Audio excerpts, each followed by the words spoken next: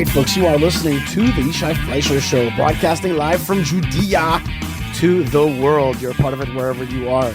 You know, folks, I keep on saying live from Judea, and what I mean is that this is a place south of Jerusalem, this mountain range, this holy mountain range that has great cities like Bethlehem and Hebron and Tekoa and Susia and other places. You know, that's Judea, but I think there's something broader, a term that I came up with. Remember, a few weeks ago, I came up with this term, beautified.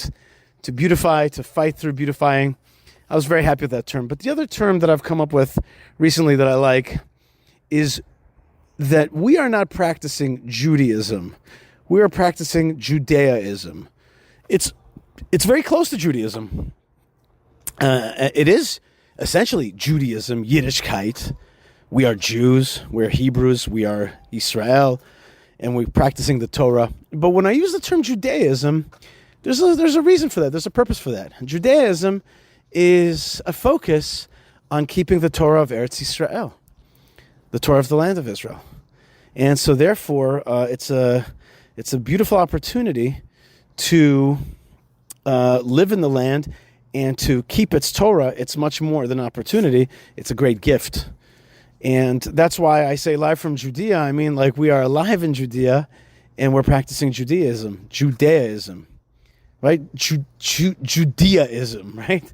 It's almost the classic Judaism, but it's in the land. It's focused on the land. That's what the show is about. That's what my efforts are about, is to help recenter Jewish life in the land of Israel. So with that, that's an important introduction to the stuff that we're going to be covering on today's show, which is decidedly not Jewish and not in the land of Israel, but it's rather in the American Trump administration.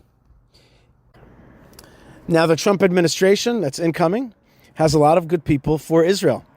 And lest you say to me, what are we, are the American administration supposed to be good for Israel? That's what it's all about? No, I'm not saying that's what it's all about.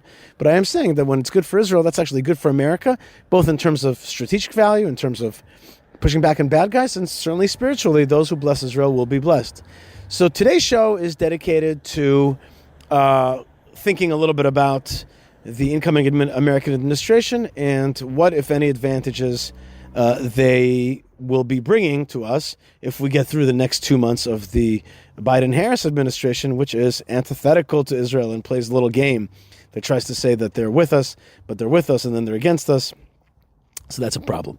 Okay, so let's have a segment that I recorded with Malka Fleisher with voices of some of the folks in the incoming administration. So here's me and Malka talking about Trump's potential nominees, his nominees for office, for his cabinet, and how they will impact Israel. Here we go, me and Malka. Our beloved Malka Fleisher. Malka, shalom! Hey, Yishai, it's so good to be back on the show this week. That's right. Thank you very much for being with us, Malka. We have a lot of important things that we have to show people. So I'm going to start getting some of these videos ready. And these are the videos of some of the new Trump appointees. Some of the new Let's Trump see appointees. those guys. Tell me, what are you excited about those guys? Who are you excited about? Yishai, it's so funny. This week I saw this hilarious video. It was of it was like a meme video, and it was like what it's been like to watch, for Israelis to watch the Trump appointees come in over the last day. This was last week. And it was a video of sportscasters at some incredible soccer game. And they're like, yes, yes. And it was so funny. Here in Israel, the Trump appointees are just like fantasy football of pro-Israel, politically involved people in America. I just want to say that, there's really two aspects of seeing these appointees come in. One is the aspect here, this show is broadcast out of Israel. It's about Israel. And so you look at it through the lens of Israel, and it's like, how are these people relating to us? And it's overwhelmingly very positive. All the appointees that we've seen so far are very actively pro-Israel appointees, which is awesome. But then there's the other aspect, which is watching America go like as it's like teetering over the cliff of its national health, like yank itself back and like jump onto a white horse and like run off into the sunset or something.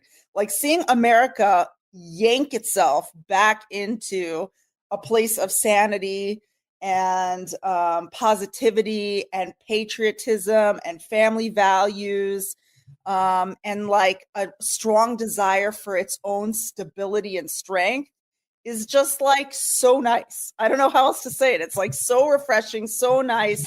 I'm very proud of Americans for pulling this off for themselves.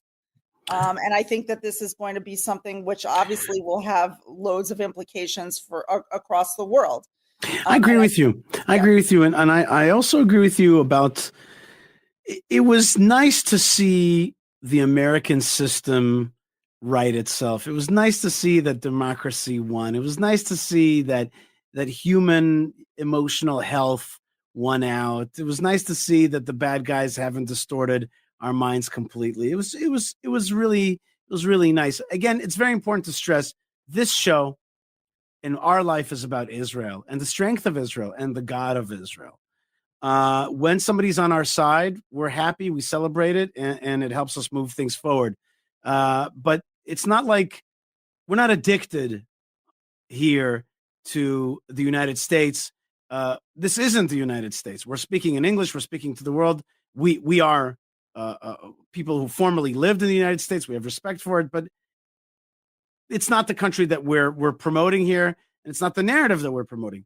But when there are pro-Israel people who love Israel and they elect pro-Israel people and they help move the cause forward and it helps them stay as a moral and healthy and a country with a compass, then I can't help but say, thank Hashem, and let's use this time as much as we can. I want to tell you also, Malka, that for me, the Trump administration appointees, some of them are my friends, some of them are my colleagues.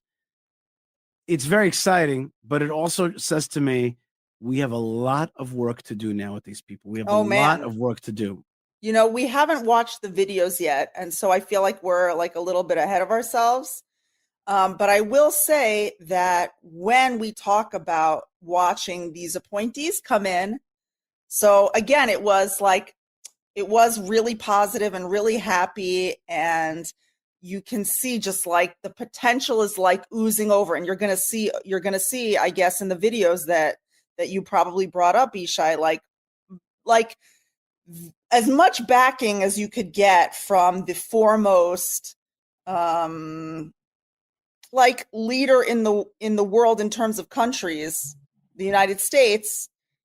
Like it's the most backing that we could really hope for, I think. Right. So like at the beginning, I don't know what it's going to turn into, but on the face of it.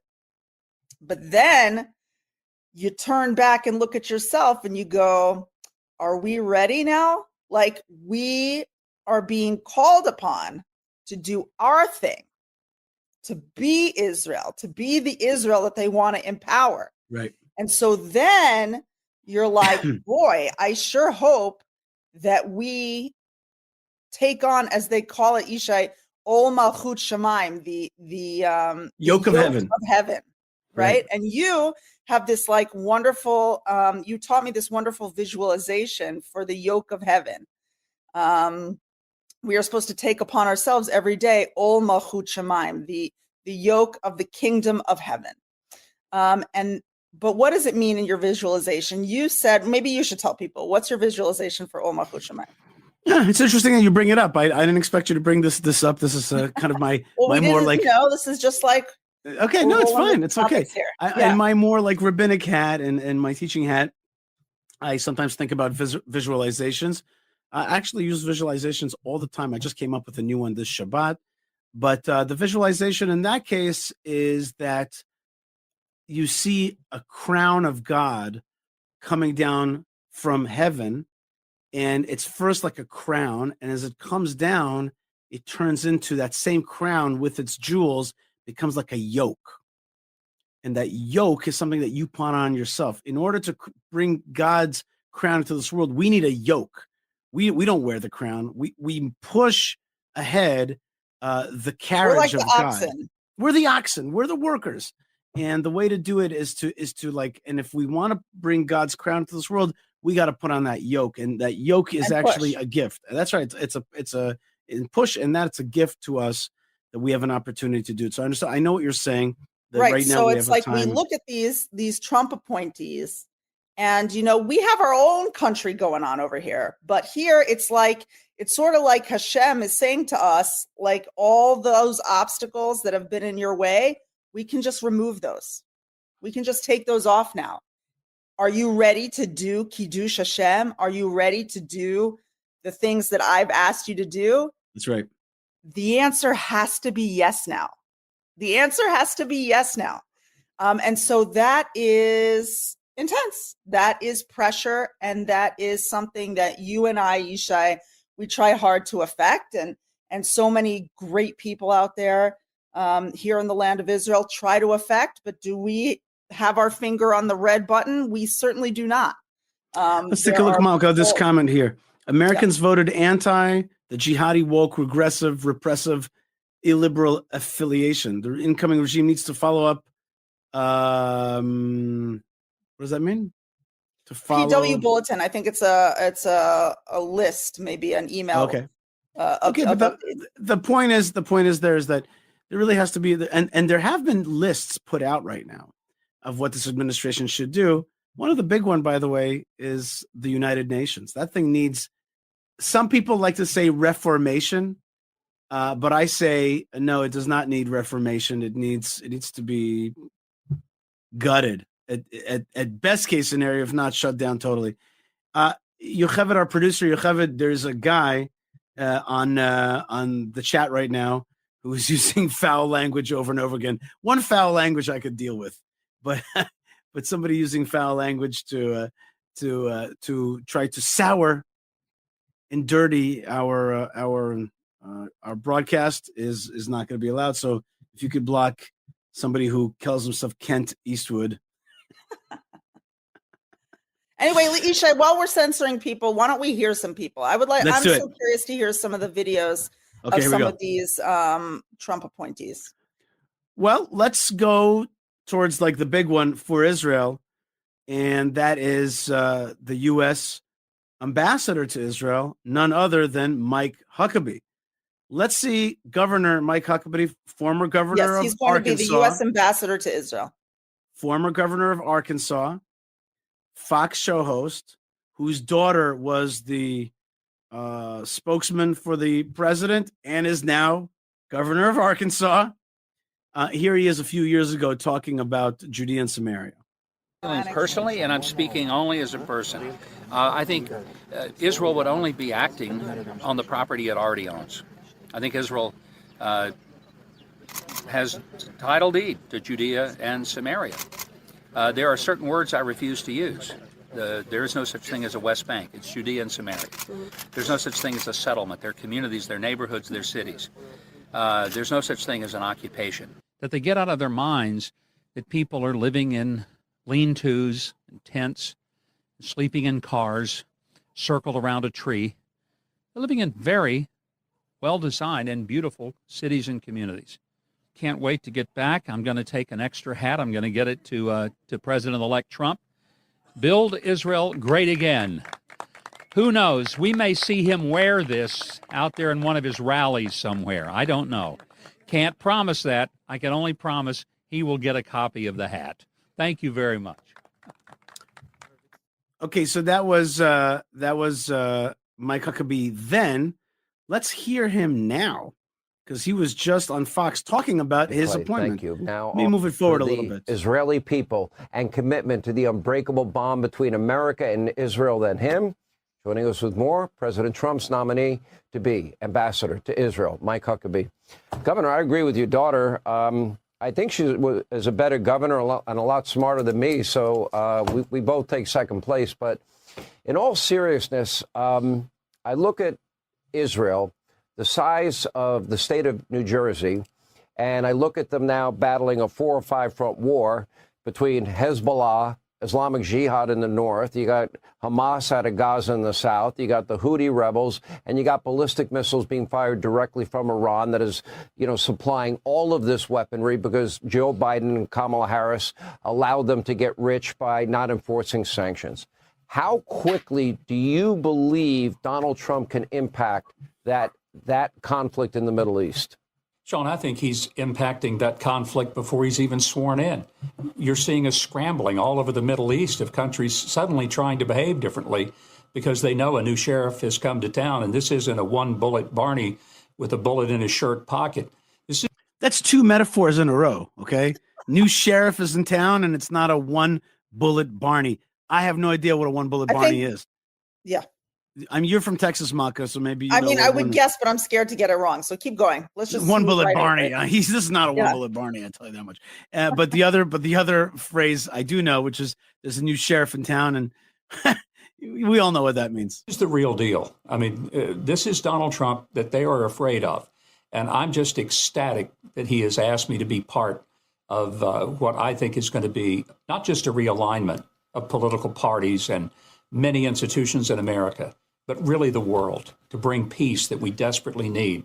And quite frankly, when I look at all these people that he's picked, I'm incredibly impressed with all of them. I feel like that I'm a 1995 Ford pickup trying to enter the Indy 500. I don't see myself in the same view as I do some of these wonderful people he's picked, but I'm honored beyond even description to be able to serve my country and this president in a nation that I've been traveling to since July of 1973, when I was 17, made about 100 trips there.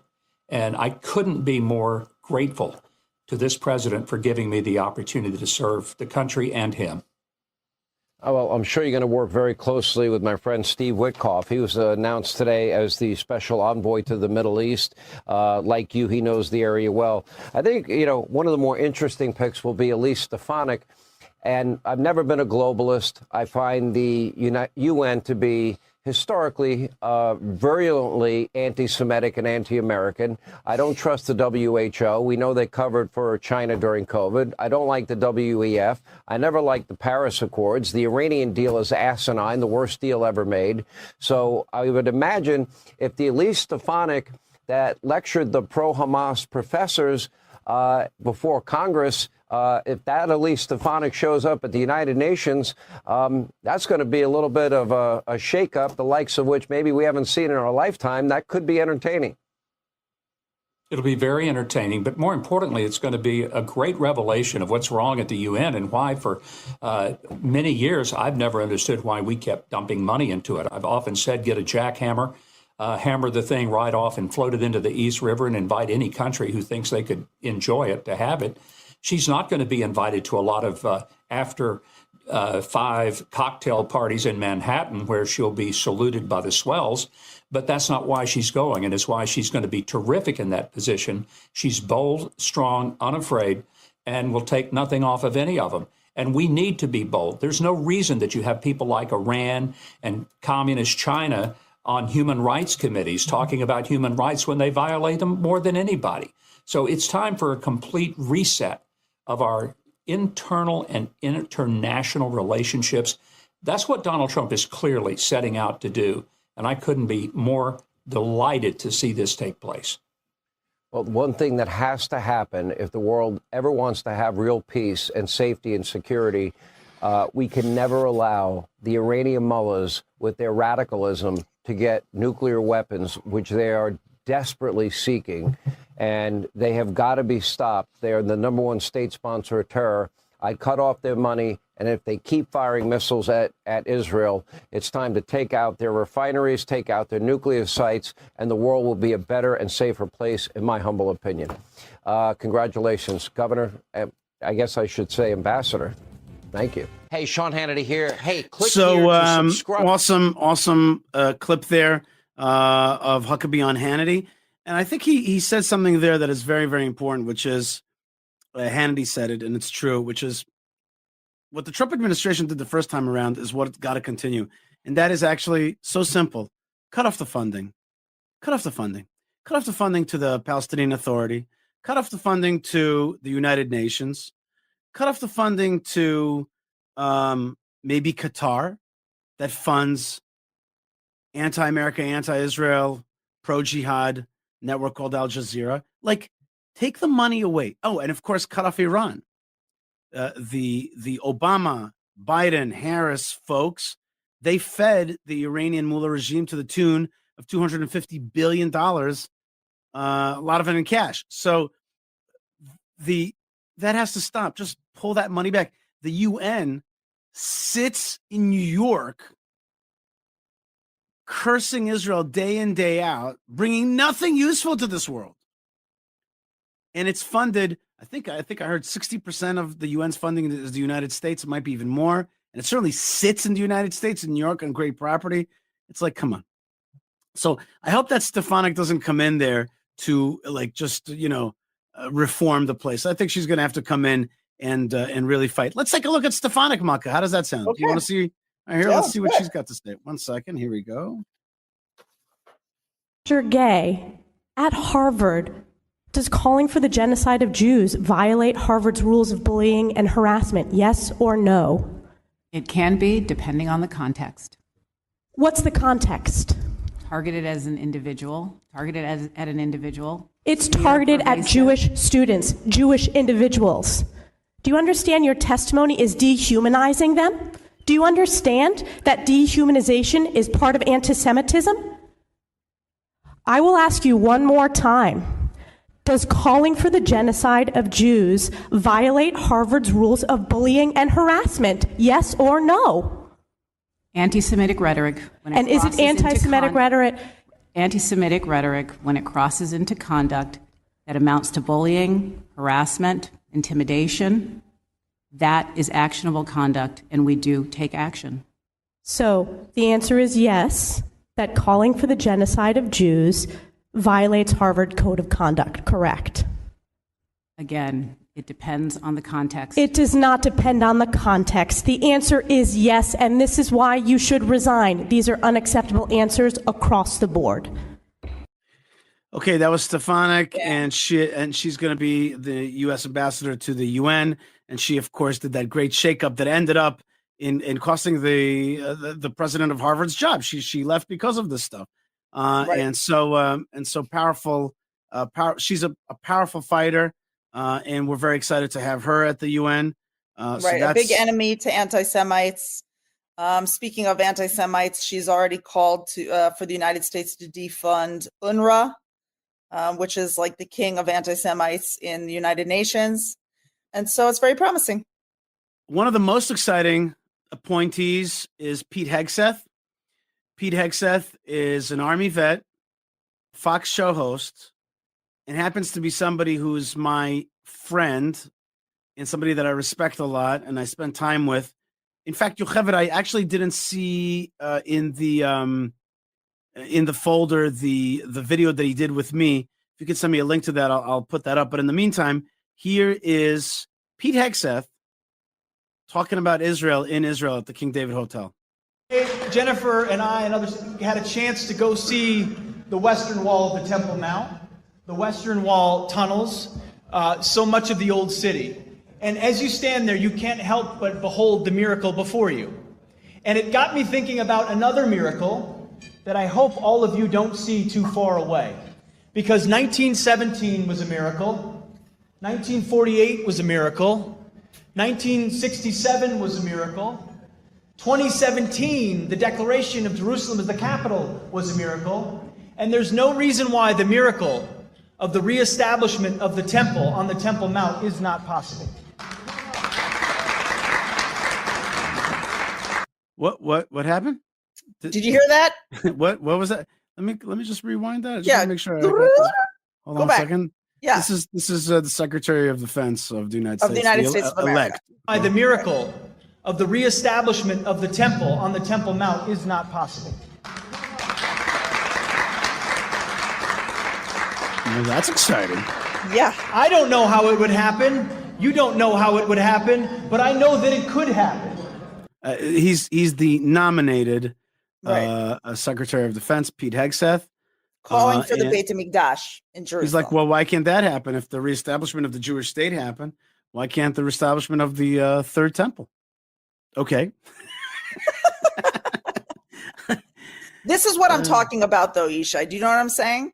It's like, this is the moment where it's like Hashem is like, I literally am going to bring you all the way to the place where the Gentiles of the most powerful country in the world are going, how about that temple? Right? And then we're supposed to go, oh, absolutely. We're going to get right on that. Thank you for cooperating on that project.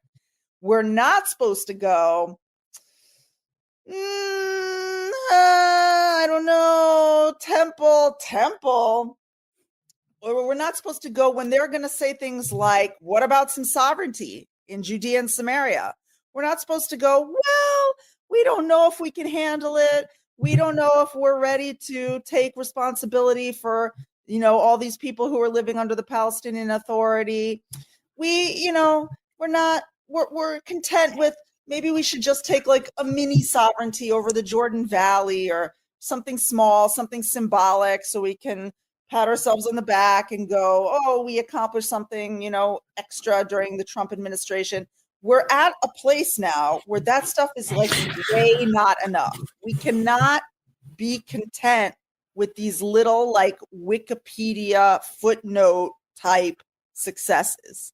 We are being asked to make a leap of progress in Israel as the world opens up to that progress. And it's like Israel's kind of looking to the United States for this permission, right? Even though we don't really need permission from anyone to do the things that we need to do. It's like the people in the realpolitik level are looking to the United States for like their thumbs up. But the United States and people like the U.S. Secretary of Defense of the United States of America nominated are looking to us to do our thing now. Right. They are looking to us. We are not looking to them. They are looking to us. And if we disappoint them, it will be a fail for the generations, God forbid. And so now is our time to make sure that we make a win for the generations, for 2,000 years of generations.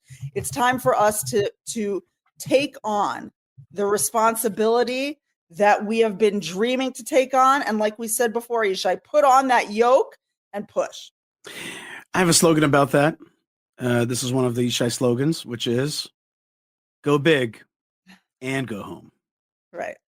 Go big. And that's what you're really saying. What you're really saying right now is it's time to go big. This is a moment to go big. It's just not a moment to get small gains and to think that like, okay, if I could get the small gain, then good for me. The world is complex. The situation is complex. There's a lot of balances. This is not that kind of moment. This is not that kind of moment. You're right. You're right, Malka. And Jews, a lot of times we've got this modus, which is, I call it Yaakov. It's like, I'm a Jew. I'm in a court. I'm the Jew in a foreign court, and I got to navigate the many powers and things. But you have to transition between Yaakov and Israel and Israel. And when you're in the land of Israel and reconstituted in your land, you got to be big. You got to go home and go big. Go big and go home. Right. And that is the ethos today. Here in Israel, I have to say that we have made major leaps and bounds in our sense of possibility and bravery over the last year. This war has been brutal. Let's just be honest. It's been brutal. I have here the names of 3 soldiers who were killed in the last day. Idan Kenan, 21, from Ramat Gan. Yogev Pazi, 22, from Givot Bar. Noam Eitan, 21, from Hadera. Okay? We have paid in blood, literally, but the country, its mindset has expanded. I can't say that the leadership necessarily has totally followed suit, but that is the atmosphere. And in the United States, I have to say, that's how it seems too. The people of the United States got up and they put their, tied their shoes and they burst out the door and they went to vote for like a totally different future for their country. Their country was headed in one direction and they yanked it all the way to the other direction. It's possible to do. And now you have this person in the United States who's ready to think radically. He has Elon Musk working for him. He has Vivek Ramaswamy working for him. He has RFK Jr. working for him. He has like all these like big brain people, these people who think outside the box. And we got to get out of the box for this moment in history. We got to open our minds and roll up our sleeves and get bold and get brave and get proud and get excited and get determined and get fearless and get going. First thing, I want to remind folks that you can join the chats by super chatting, and that helps us show and helps us keep broadcasting. Here's Joe Seidman says, thank you, Malki Yishai, for keeping us connected and sharing your positive energy. Good. Thank you very much. And you can also share your positive energy at super chats. Really appreciate it. Let's finish up with the Pete Hegseth, because it's just a short, but we got a little stuck when he said that we should be able to build a third temple. Let's keep going with that. That's all I know. And a step in that process, a step in every process, is the recognition that facts and activities on the ground truly matter. And that's why going and visiting Judea and Samaria, understanding that sovereignty, the very sovereignty of Israeli soil, and Israeli cities, locations, is a critical next step to showing the world that this is the land for Jews and the land of Israel. And I believe, as was mentioned, he said you need to, what was mentioned is you need to buy the ticket. Don't just wish for 40 years to win the lottery, buy the ticket. I would submit to you, in light of the support you have in Washington, D.C., the support you have amongst patriotic Americans, amongst evangelical Christians, amongst believers, amongst Republicans, even amongst some Democrats who can barely say it anymore in Washington. Buy the ticket, take your action, do what needs to be done here in Israel, because I truly believe this is a moment where America will have your back. You have Donald Trump in the White House, you have Mike Pence as vice president, you have Nikki Haley at the UN, you have true believers in Israel and America that have your back. All right, so that was the incoming elect nominated Secretary of Defense for the United States. Secretary of Defense, my friend, really somebody I'm very very proud to know, Pete Hegseth. And there are other videos that I want to show you today, Malka, of other folks that are part of the story. There is, of course, Rubio, right? The Secretary of State. That's an influential person. Secretary of State Rubio. I mean, good for him. Senator for so many years and now going to be Secretary of State. That's amazing. Let's take a look at his answers. How does he feel about Israel. Rubio, will you call for ceasefire? No, I will not. On the contrary. Rubio, are you filming it? Wait, so I want you guys to get this. I want them to destroy every element of Hamas they can get their hands on. These people are vicious animals who did horrifying crimes. And I hope you guys post that. And what about the civilians that are being killed every day? Hamas should stop hiding behind civilians, putting civilians in the way. Hamas knew that this was going to lead to this. So Hamas should stop building their military installations underneath hospitals. So you don't care that 15,000 have died? You don't care about the babies that are being killed every day? I think it's horrifying. I think it's terrible, and I think Hamas is 100% to blame. That's what I think. Make sure you post that, please. So here we are outside the office of Senator Marco Rubio, who we ran into in the halls of Congress, and he had called us Hamas. Wait. Notice the flags outside. He's senator from Florida. That's his flags outside of his senatorial office. Check that out. And here's the same lady. Look at this. Like B. Goliath writes, same coat pink woman from the first video that we showed today. This lady is like a one woman. Yeah, but she's also, that's who it is. That's the whole thing. That's all it is. It's this one lady.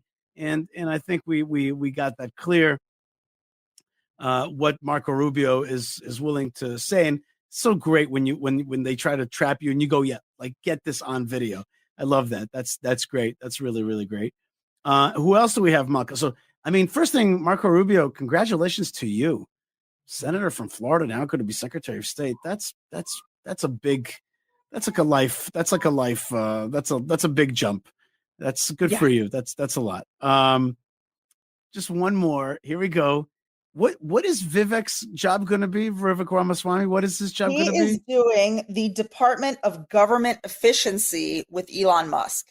West Bank and so-called, the occupied territories, what your opinion would be on settlements. I think that these are decisions of self-determination for Israel to make. So I think it's really important for us not to wear the hat, to just offer some sort of monarchical judgment about what Israel should or shouldn't do. It's easy to tell other people how to live. Exactly. Yeah. If this was a conversation between me and Bibi and we're talking amongst friends and he's asking for my opinion, I would offer it. But that would be the context in which I offer that opinion. It's interesting to make an observation that for the hundreds of millions of sons of Abraham by way of Ishmael, you have 27 different states. Yeah. For the sons of Abraham by way of Isaac, you have one. Right. And that state has a right to exist. So if the rest of the Arab world does have a real care about the Palestinian people, their actions certainly do not match their words. Right. So as a friend, it is my view to you, you have the latitude to do what you need to do to preserve Israel's national boundaries and national right to exist. You have the right and the obligation to do it. And our job as a partner is to make sure that the UN or the US or the EU or nobody else gets in your way. Okay, so we laid out really a lot of people. Not everybody in that. There's also Elon Musk, who is known to be Prime Minister Netanyahu's friend, has been on shows with him together, has been on stage with him together. So there's really a lot of good people. And just so you understand, I want to make sure that if you just joined right now, you understand this does not mean that we could just sit back and everything's taken care of, and we don't have to do anything. It's quite the opposite. It means The exact opposite. Right. It means it's a time of opportunity, and we have to work. There's a lot of good people in this new administration, and we've got to work to utilize it as best as possible. You are listening to the Israel Podcast with Yishai Fleisher, broadcasting live from Judea to the world, and you are a part of it wherever you are. All right, so that was the one and only Malka Fleisher. Thank you so much for joining us, Malka. And that's some of Trump's nominees. And let's hope that they are going to be good for America and good for Israel and good for the world.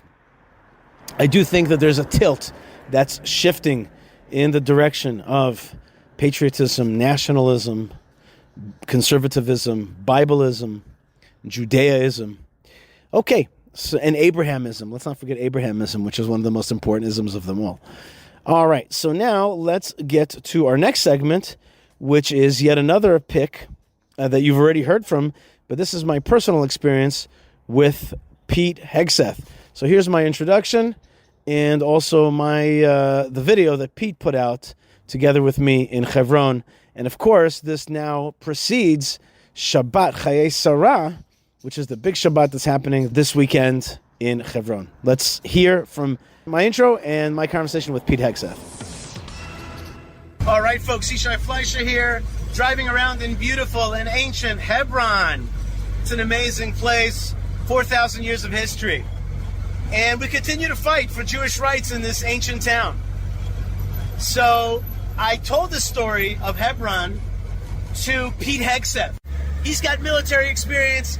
He was on Fox and Friends. He's a Fox show host. He's an amazing guy. And now he's slated to be the United States' Secretary of Defense.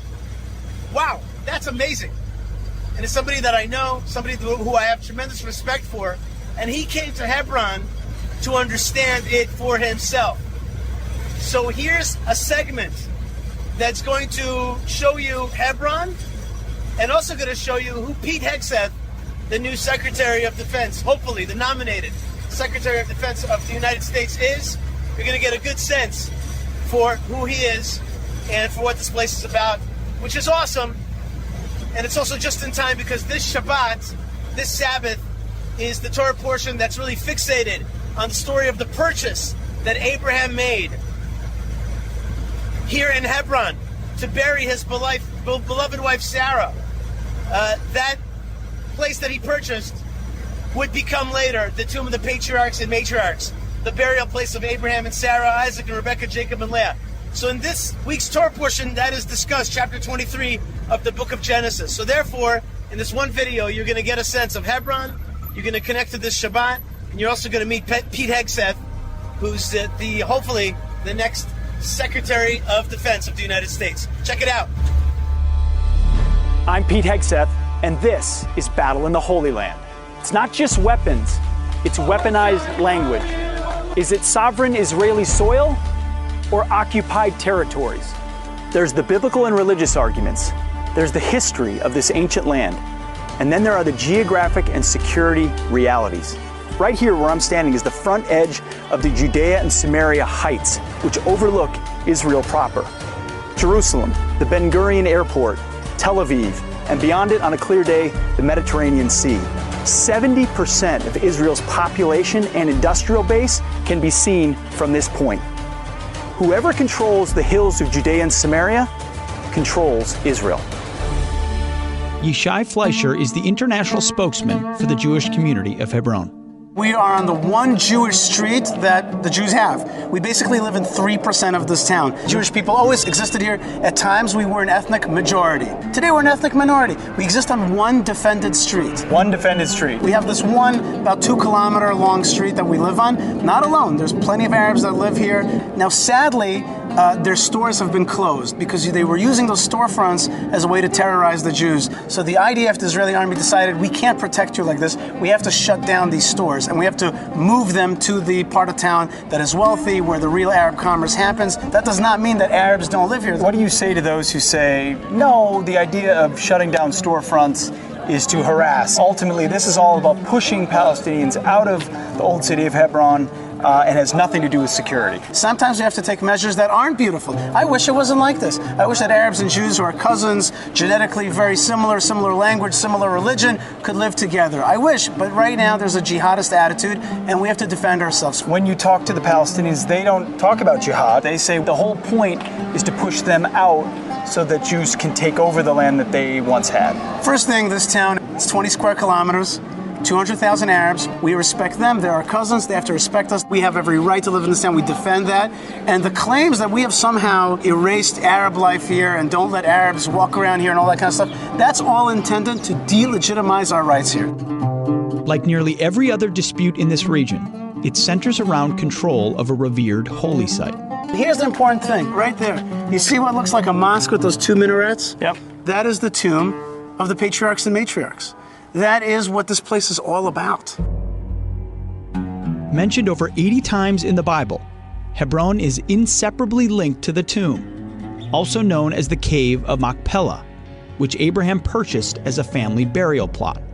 It is the most ancient site in Judaism, and the second holiest site after the Temple Mount. I crossed over to H2 and visited from the Israeli side. Chapter 23, book of Genesis, Abraham himself purchased a plot of land that was going to be a burial cave for his whole family, the first biblical family, and he purchased it 3,800 years ago. 3,800 years ago, that's almost 4,000 years ago. Abraham comes to town. It's already, by the way, a 700-year-old city.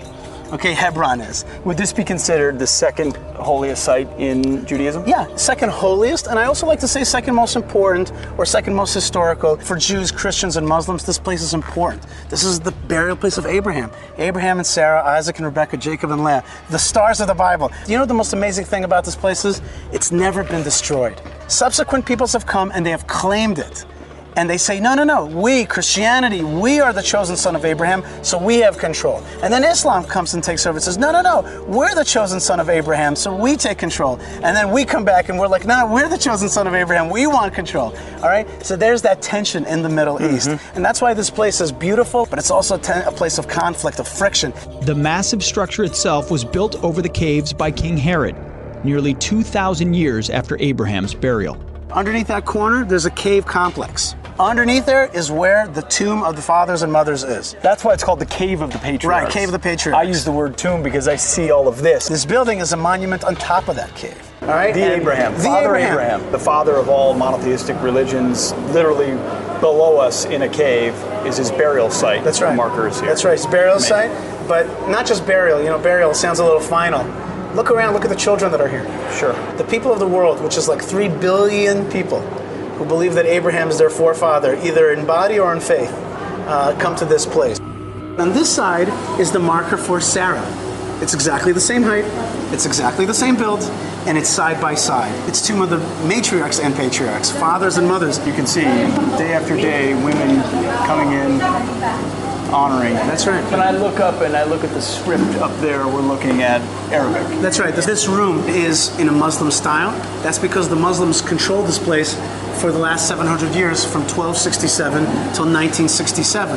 Until 1967, for hundreds of years, 700 Jews years. not allowed. That's right, and Christians. So we're in the room of Jacob and Leah. Jacob had two wives, Rachel and Leah, right? Rachel is buried in Bethlehem, but Leah is buried here. Now Jacob had another name. His name was Israel. So the state of Israel, the people of Israel, the children of Israel, that name, its originator is buried in this building. Here we have biblical verses, but beyond that is actually a locked door, and you can't get to this side, and that's where the Muslim side is, the mosque. The mosque is on that side. It's on the other side. Now 10 days a year, they get full control of this building, and 10 days a year in here as well, during their important holidays. And 10 days a year, we get full control. Into the mosque? Yes, all these people here. Before that shooting... Yeah, you just had Muslims, you had Jews, Christians, everybody all was in this doing their area. thing. Yeah. Prayers intermingled. How much contention was there in 67 about the fact that this was now controlled by the state of Israel? You know, to this very day, it's a contentious site. And just recently, the Prime Minister of Israel came here. The Muslims were like, I can't believe he's coming here and stirring the pot. Well, but this is where our family is from. And that's the problem that we have. We have people that want to erase our connection to this place, and we are a stiff-necked people. We're stiff-necked. We're unwilling to be erased. So just yesterday, I was standing 4 feet away on the other side of this wall, and I looked up and I could see the Hebrew print and the scroll, realizing that when I was standing in that mosque, I was just on the other side, between its steel doors and a guard post. It gives you a sense how close in proximity it is, and over thousands of years, how multiple faiths have come here to claim it. The United Nations organization UNESCO recently declared the complex and all of Hebron a Palestinian site in need of protection. UNESCO decided that this was a Palestinian World Heritage Site that is being endangered by Israel. And the United States of America left UNESCO specifically because of the anti-Hebron, anti-the Tomb of the Patriarchs and Matriarchs decision that UNESCO made, and Israel soon after that followed America's suit and left UNESCO. So UNESCO want to legitimize that narrative that we're occupying. And you believe that will never end from the Palestinian or from the Muslim perspective. You are unwanted, unwelcome here, regardless of your heritage, and you need to be gone. Right. So that is the core of why Hebron and why this, the Cave of the Patriarchs, is such a point of contention. Absolutely. Underneath it all, there's a religious conflict here. And ultimately, when we look at all the checkpoints and all the security protocols, it's all based on the belief that this is holy ground. Yeah, absolutely. We can never detach ourselves from this place. That's why the Jewish people were always living here, and then when we get kicked out, we just come back here. This is where we're from. All right, and we're back here on the Yishai Fleisher Show, broadcasting live from Judea, Israel, on Shivat Zion Street. The street is called the Return to Zion. That's the street that I'm walking on right now. So you've heard a little bit from, as I said, the show is really about Judaism, but today we are talking about a trend that has an impact on the whole world, hopefully a good impact on Israel. Of course, Israel must retain its independence to be strong and to do things right. But at the same time, having allies is fine and fun. And maybe Hashem wants to bless us in this way. All right, speaking of allies, here's a guy that fought against Westernism. He fought against the colonialist British through the Lehi. And his name is Ezra Yachin. He's not young. And Ben Bresky, our intrepid reporter out there at large, went out to talk to a hero of Israel who has fought in every war Israel's had, continues to wow crowds with his speeches. Ezra Yachin, as interviewed by the one and only Ben Bresky. Here we go.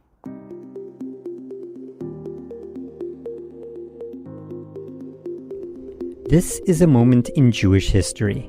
Now in his 90s, Ezra Yachin is the oldest reserve soldier in the Israel Defense Forces. Countless IDF soldiers have heard him lecture on army bases throughout the country, and now this past year he has been busier than ever, telling his story to young recruits. Ezra, welcome to the show. Welcome, you too. You are the author of several books. The most well-known is El Nakam, where you talk about your experiences in the Lochamei Herut Yisrael, the Fighters for the Freedom of Israel. Right. Back in the 1940s. Then you joined the Israel Defense Force in the war in 1948, and they still drafted you. Are you 96 years old now? Right. And how did this come about? I mean, after October 7th, they called you up, and then what happened? Yes, because I serve in the reserves, they call me again and again every time there's tension or there's an action. And actually now, not as a fighter, but as a reserver who served at the education department of the army and the rabbinical army department. I especially lecture and give the spirit of our fight, because to be a Jewish fighter, it needs good arms, it needs good training, but most important part of our power is the spirit of the love to Israel. And this is my duty in the army. I do it in my lectures. It's very important, of course. Many years already I'm serving the army. I started as a fighter in the battlefield. I've been wounded several times. I've been hit in my head by 2 bombshells. I lost the sight of my right eye. But still, as long as I'm alive, I have to serve my people, because this is the most important thing to do, especially during wartime. And what is the reaction of the soldiers? I assume they're about 18 or 19 years old. Oh, they get very excited and they're eager to fight. And I want to tell you, in my times, there were great fighters, great heroes. Today, it's more than ever. Wherever I move, I see our heroes. I think it's not less than in the time of the Maccabees. And looking at those fighters that are eager to fight, are eager to defend, are eager to win the war. Is there any negative reaction from any soldiers? Did anyone come up to you and say they didn't like a lecture? No. Years ago, they used to ask, well, also they fight for their cause. And my answer is, we fought because of love to our people and love to humanity. They act because of hatred to Israel, which is in front line of humanity. And they're not only our enemies, they're enemy of humanity. We see it. It's the same enemy who ruined the Twin Towers in America, who murdered Robert Kennedy where he was about to become president of the United States. It's the same enemy who bombed civil airplanes, civil trains. And until now, they kill just human beings because of their hatred to humanity. And today they launch missiles against the civil navigation in the Red Sea. It's the same enemy of us, the same enemy of humanity. And we are not only the front line of Israel, we are on the front line of humanity. And maybe you could briefly talk, I know you wrote a whole book about this, but how you got involved in the Lochamei Herut Yisrael. You were a teenager? Yes, at that time, the British ruled this country. We wanted to live as a free nation. It's our country. There's no right to any other nation to rule it. And not only that they ruled, they even oppressed us. They denied the right of Jews to come to their own country. The result was terrible during World War II, when to escape from the hands of Hitler, the British blocked their way to life. More than 4,000 Jews sunk in the seas, especially in the Mediterranean, because the British blocked their way to this country. The rest stayed in Europe in the hands of the Nazis because they knew they have no chance to come to their own country and to save their lives. And we had to fight them. When I was a child, I thought I'll grow up, I'll fight the British, and I grew up. I managed to join Lehi, the fighter for the freedom of Israel, I took part in all kinds of activities, pasting posters on the walls that declare that we are fighting for the sake of our nation, for the freedom of our nation. And I worked at the post office. I helped by spying the British and copying a mail which was addressed to the British authorities here to bring the copies to the underground. It was very important. And also I took part in the fighting with firearms. I saw some of my best friends being killed in the battlefield. Some of them were sentenced to death and hung on gallows. My best friend was tortured to death by British detectives when he was just 16 and a half years old, when they were trying in vain to get from him information. And that was the fight, and that's the book I wrote to describe all my memories of that great time of establishing the Jewish state. And then also the Arabs invaded Israel when we were about to establish the state, and you had to fight them as well, a bitter fight, and we had a lot of casualties, but we managed to achieve what we were about to do, to establish a Jewish state, and thank God. We are a free nation, and every Jew wants to come, is welcome. We were at that time, during my childhood, in the bottom of the world. Now we're getting higher and higher, thanks God. And now we have the power to fight for our defense, not like during the time of the Holocaust that we were like sheep led to the slaughterhouse. Thanks God. And all this memories written in my book, El Nakam. And it is very important that the next generation will know the price we paid for our freedom and the importance of this land to the Jewish nation. Now, when you say copying letters, immediately I thought, well, I would just take out my cell phone and take a photo of the letter. No, at that time, there were no cell phones. We had no telephones at homes even. I had to copy, when I saw confidential letters with a stamp of very confidential, or telegrams. I don't know if people know what used to be telegram at that time, that I worked in the telegram department. So telegrams are sent by the British authorities in London to their officials in our country. It came to my hands and I copied them. I had to copy by hand because at that time we had no way to take pictures of it and to bring to the underground, to my meeting in the underground. Now, you said that you're so impressed by the youth of today, and that's good. I think it's uplifting and it gives people hope. But, you know, a lot of times I hear people say, oh, these kids today with their phones and everything. How would you think about this new generation that grew up with the internet and grew up with phones?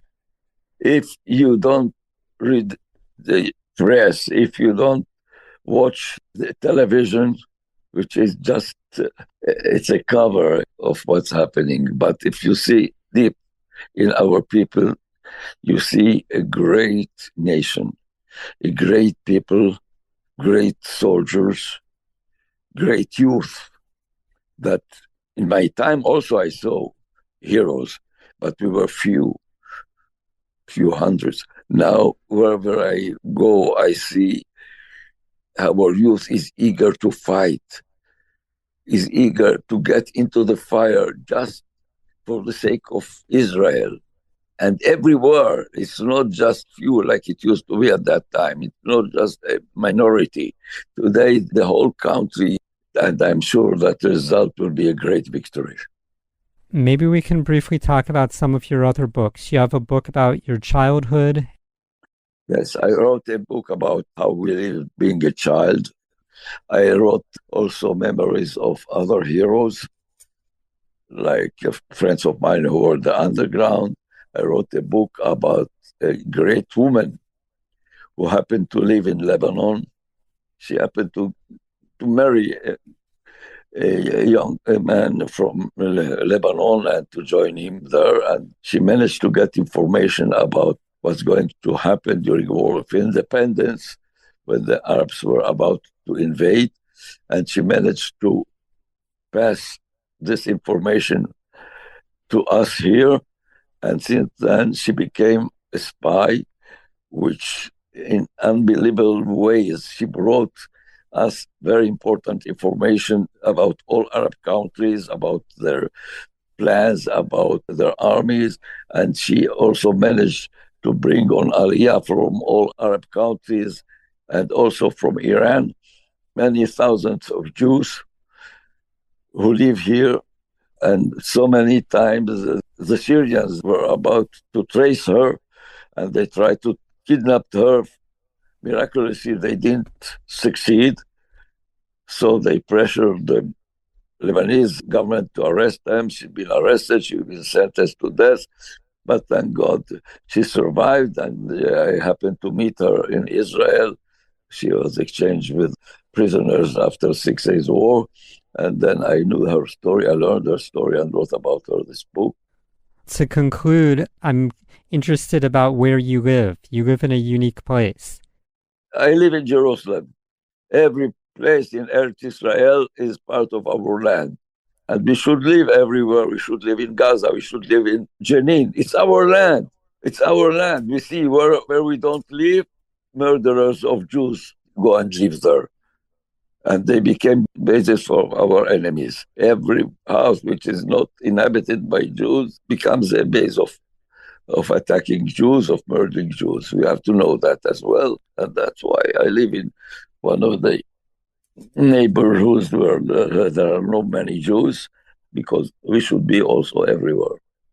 Okay, we've been talking to Ezra Yachin. I appreciate you coming on. You're welcome. I appreciate all the work that you've been doing, all the lectures that you've been giving in the Army, and I'm happy to share part of your story with the audience. Thank you. Thank you. Be well. And I wish us to win this war, and we will be enabled to inherit the land as it's demanded in the Bible. Ezra, thank you very much. You're welcome. This has been a moment in Jewish history. For questions or comments and past shows, you can visit benbresky.substack.com. Thank you to Yishai Fleisher. Thank you to all the listeners, and shalom. Ben Bresky, that was fabulous. Thank you so much for bringing us that voice of Ezra Yachin, and only you could do it, so thank you very much. I want to thank Ben Bresky, Yocheved Seidman, Moshe Herman, Tabitha, and David for being part of the broadcast team. Thank you very much, my friends. You guys do great work. And we finish off today just with a Dvar Torah, and that is that we're in Parshat Chayei Sarah. It's the life of Sarah, and yet right from the get-go, she's dying. And the question is obvious, but the answer is also obvious. Her life was about the next generation. She was all about creating the Isaac. And the rest of that Torah portion, after we learn about the burial, the purchase of the land of Israel and the burial of Sarah, the next part of it is finding a suitable wife for Yitzchak. Yitzchak is her miracle. It's her miracle that she was able to have an Isaac. And he represents the continuity of the Jewish people. This whole Torah portion is about the miracle of the continuity of the Jewish people. And there's a word which is not usually associated with religion and with Bible and all that, but there is a romance, a beautiful romance, a real romance, an ahava, love, between Isaac and Rebekah, between Abraham and Sarah, between God and his people, between the people and the land. It's just so. It's just organic unity, and that's what this Torah portion is about. It's about the purchase of the land. It's about the heritage of Sarah and Abraham. It's about finding the next generation for Isaac. It's about continuity. It's about staking a claim in this land. It's one of the most gorgeous Torah portions. So please read chapter 23 of the book of Genesis. And this Shabbat, I have a personal request for you. I have a personal request. My request is that you say L'chaim to the Jews that are going to be in Hebron, that you raise your glass to the Marat Machpelah. If you can, go out and buy some Hebron wine. That would be great. Go out there and buy some Hebron wine, or wine from Judea and wine from Judea and Samaria, and raise your glass and say cheers to the folks that are camping out and coming to Hebron for this weekend. this Shabbat. Very, very special Chayei Sarah, very special Chayei Sarah indeed. And if you want to support, it's a very easy way to do that, and that is hebronfund.org, hebronfund.org, or some of my projects, including Tractors in the Holy Land and other projects of beautification, and that is fightforisrael.org with the number 4 in the middle there, fightforisrael.org, numeral 4. And finally, of course, you can support our show through buymeacoffee.com/Yishai. Buymeacoffee.com/Yishai. God bless you folks wherever you are. Let's be strong together. Hashem, He's the ruler. Hashem, He's the ruler. He puts it in the hearts of men to support His vision, His Torah, and His land. And hopefully people from abroad will begin a trend that they'll bless Israel. It's not that Israel needs it, but it is a blessing to bless Israel. It's a blessing for us to bless you back. So let's just get in that blessing party and send each other blessings. Let's bless each other for a Shabbat Chayei Sarah. Let's bless each other for that unity of Abraham and Sarah, of creating next generations that follow in the ways of God and the ways of Torah. God bless you folks wherever you are. Thanks again for being with me. Lots of love and lots of blessings from the land of blessings, and shalom.